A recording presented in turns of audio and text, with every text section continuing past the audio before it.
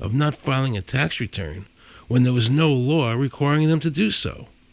So I went to talk to Marcy Brooks, a juror who used her common sense and did not allow the judge to railroad the jury into a guilty verdict.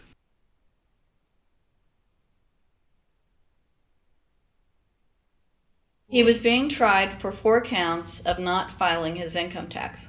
Okay. And our question was, well, what is to decide? Either he did or he didn't. It never occurred to us that he might actually be innocent while at the same time not filing.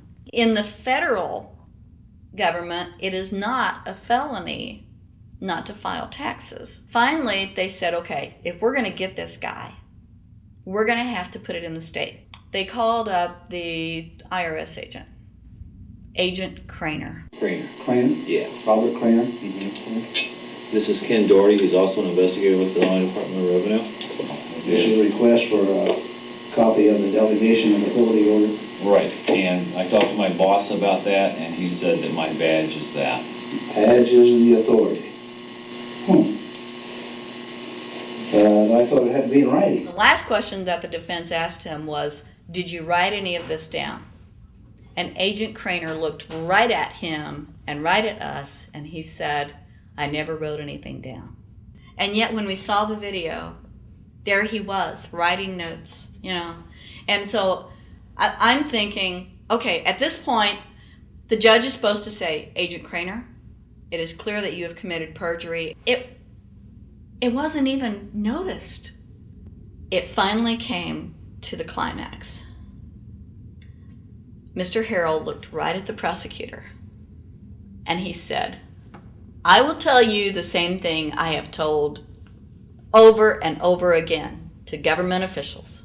You show me the law that requires me to file a tax return, and I'll be glad to do it. And again, I asked, under what is the requirement that you claim under the Product Duty stuff? And the My requirement. question would be again? Okay, what is the section that what? But I guess I'm still not understanding your question, Mr. Harrell. Well, you must be familiar with what that you have the police powers to enforce. Yes.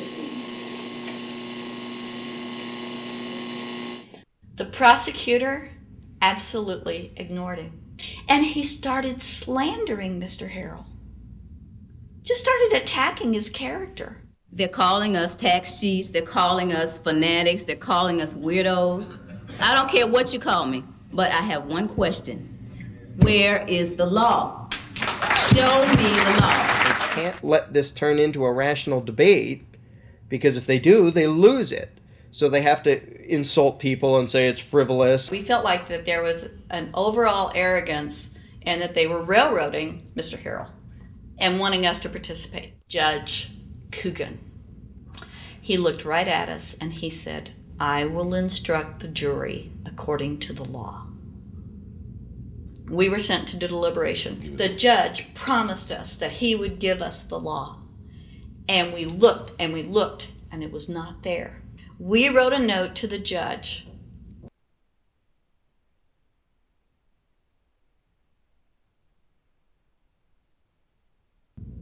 We were sent to deliberation. The judge promised us that he would give us the law. And we looked and we looked and it was not there. We wrote a note to the judge. But there was no law. And he had promised us. At that point, I felt betrayed. I felt like this man promised us the law, and that's what this whole thing is about, the law.